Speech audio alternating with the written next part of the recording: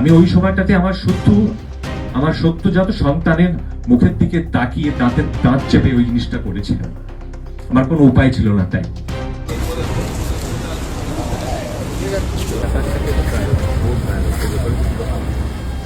টলিউডের বিস্ফোরক মোড়। রুদ্রনীলের পাশে বসে মমতার বিরুদ্ধে মুখ খুললেন পরমব্রত। টলিউড ও রাজনীতির অন্দরে এক অভূতপূর্ব ঝড়। যে পরমব্রত চট্টোপাধ্যায় এতদিন বাম ঘেঁষা বা তৃণমূলের প্রতি পরোক্ষ নরম মনোভাবের জন্য পরিচিত ছিলেন, তাঁরই এক বিস্ফোরক স্বীকারোক্তিতে হতবাক দর্শকরা। আমি ওই সময়টাতে আমার সদ্যজাত সন্তানের মুখের দিকে তাকিয়ে দাঁতের দাঁত চেপে ওই জিনিসটা করেছিলাম। আমার কোনো উপায় ছিল না তাই। আমি কারোর বিরুদ্ধে ব্যক্তিগত বিষোদ্গারের জন্য এখানে আসিনি।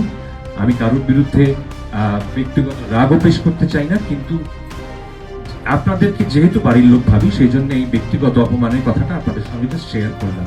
আমার বক্তব্য হচ্ছে, এরকম পরিস্থিতি যেন তৈরি না হয়।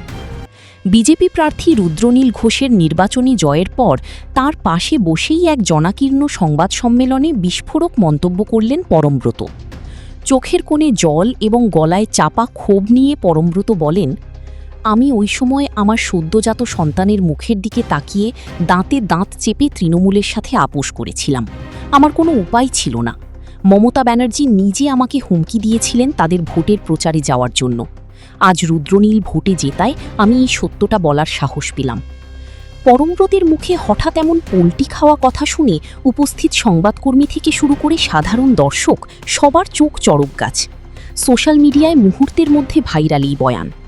নেটিজেনদের একাংশ বলছেন, ক্ষমতার সমীকরণ বদলাতেই পরমব্রতের এই ভুল বদল।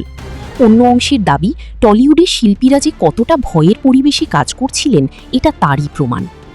রুদ্রনীল অবশ্য পরমব্রতের পিঠে হাত দিয়ে সান্ত্বনা জানিয়ে বলেন, দেরিতে হলেও সত্যের জয় হয়েছে।